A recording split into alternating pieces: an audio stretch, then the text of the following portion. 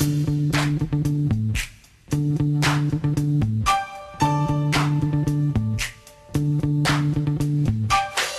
are here with Caroline De Kock of N Square. She's a lobbyist and she has just written a book on Twitter and on using social media networks properly. So, what in your book you give some golden rules for using the social networks and media. Could you please tell us a few for our internet listeners and users? Yes. First of all, the golden rules, I didn't invent them. I mean, you can pick them up. A lot of them are common sense, and you can pick them up quite easily if you watch Twitter behavior of politicians, and if even just as a simple citizen you think, oh, I like this or I don't like this. One of my first rules is be yourself, because a lot of people ask me the odd question of how should I communicate when I'm on Twitter, or how should I present myself on Facebook, and I just look at them and say like you are in real life.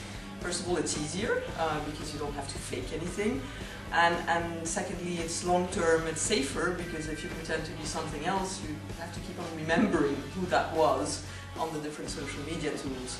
So that's one. The second one is to be there. It's a stupid rule, but even if you don't really know yet what you want to do on Twitter or on Facebook, register your name. Otherwise, someone else might register it. It's very stupid. Spend some time looking at how people behave on these networks so you can get a sense of, okay, that sounds interesting, I can see myself doing that or whatever, so you get a feel of it. Just, you know, be a stalker for 3 months on Twitter, look at how it happens, and then once you're comfortable, start tweeting. One of the other rules I say is you can be funny and it won't kill you. Because I think a lot of, especially from a politician's point of view, a lot of them start communicating on tools like Twitter and social media generally, or Facebook for example, like they would do press releases. So it's quite formal, it's quite stiff.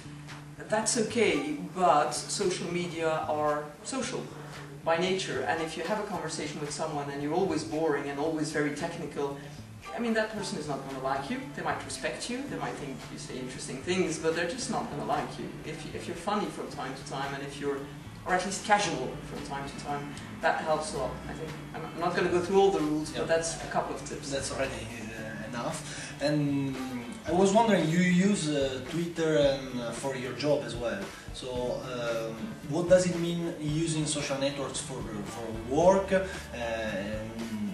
in your case as a lobbyist, and if this changed a little bit how people should approach these networks? I find that social media are very helpful if you're a lobbyist. That may be, I must add, because I'm a lobbyist in the internet and telecom sector. So social media are both part of how I interact, but also the dossiers that I deal with. I mean, some of the policy work I do is about Twitter and Facebook type applications and issues. It brings different things to me in my day-to-day job. First of all, it brings a wealth of information to me. It's like an RSS feed, but done by people I trust to a certain extent. So on all the dossiers I follow, privacy, net neutrality or so forth, I follow people across the world that will send me relevant links to material that I will open and read. And I would never have the time to go to all of these places and create RSS feeds for all of these blogs or whatever. So it's a great tool to collect information. The second thing, it created a new dimension of interaction with MEPs and with the Commission. I can, for example, I know Marietje Schaake was on one of the panels organized by Butterfly Europe.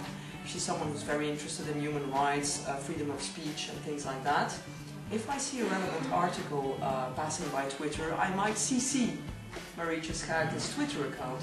I would never send her an email to send her a link that I would consider rude to a certain extent, to bug her by email, but I don't mind tweeting and saying CC Marietje Schaake, and it creates a whole new informality in the way you communicate with MEPs, which is quite interesting, I think.